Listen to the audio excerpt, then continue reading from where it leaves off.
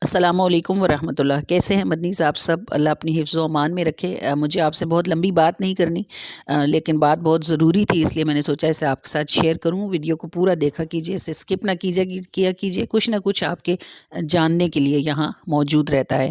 پرسوں کی بات ہے، میری کلاس تھی تفسیر کی، میں کلاس لے کے باہر نکلی تو ایک کم عمر پیاری سی لڑکی میرے پاس آئی اور اس نے ایک چھوٹا سا بیبی گود میں اٹھایا ہوا تھا۔ میں نے اس کی طرف سوالیہ نظروں سے دیکھا، اس کی آنکھوں میں آنسو بھرے ہوئے تھے اور شاید اس میں پہلے بھی کافی روتی رہی تھی، آنکھیں سوجی ہوئی تھیں۔ میں نے اس سے محبت سے پوچھا کیا بات ہے؟ وہ میرے پوچھنے پر ہی رونے لگی اور مجھے کہنے لگی آپ میرے لیے دعا کر دیں اور مجھے کچھ پڑھنے کے لیے بتائیں۔ چونکہ یہ ایک معمول کی بات ہے، ایسی بچیاں میرے ساتھ اس طرح کی باتیں کرتی رہتی ہیں، تو میں نے اس سے پوچھا کہ تمہیں پڑھنے کے لیے کیا بتاؤں، وجہ اپنا مسئلہ بتاؤ۔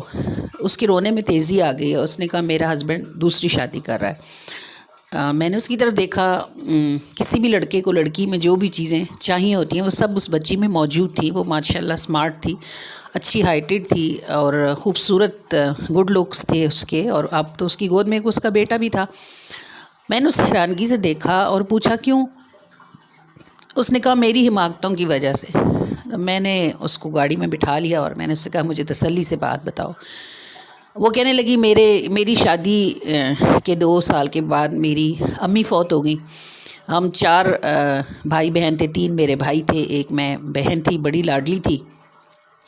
امی فوت ہو گئیں، ابو بڑے اداس رہنے لگے اور پھر کچھ بیمار بھی ہوئے، تو میں نے بہت زیادہ ٹائم اپنے گھر والوں کے ساتھ گزارنا شروع کر دیا۔ بھائی اور ابو کی زندگی امی کے بعد بے ترتیب تھی۔ وہ میرے آنے سے بڑے خوش ہوتے، پہلے بھی میرے ناز نخرے بہت اٹھاتے تھے، اب میرا بیٹا بھی تھا تو وہ مجھے بہت ہی ہاتھوں پر رکھتے اور میں بہت خوشی ان کے سب کام کرتی۔ اور ظاہر ہے کہ سسرال میں ایسا معاملہ نہیں تھا، تو میں ہر دوسرے چوتھے دن اپنے شوہر سے پوچھتی اور اپنی باپ کی بیماری کی بات کرتی۔ وہ بھلا آدمی مجھے کبھی نہ منع کرتا اور میں ہمیشہ 1 دن 2 دن کا کہہ کے جاتی اور 1-2 ہفتے آرام سے رہ کر آتی۔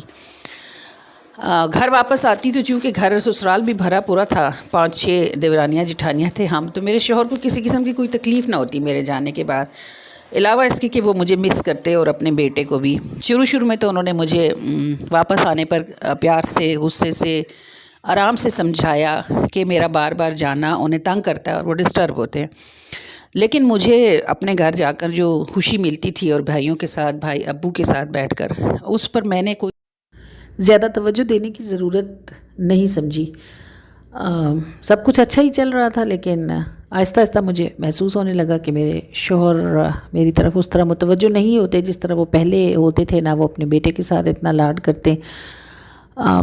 میرے گھر والے مجھے اتنا لاڈ دے رہے تھے، مجھے اس چیز کی فکر ہی نہ ہوئی کہ میرے ساتھ ہونے کیا جا رہا ہے۔ میری وہی روٹین رہی اور پھر ایک دن اچانک مجھے پتہ چلا کہ میرے شوہر کے ساتھ کام کرنے والی کوئی خاتون ہیں جن میں وہ انٹرسٹڈ ہیں اور ایک دوسرے کے ساتھ وہ اچھا ٹائم سپینڈ کر رہے ہیں۔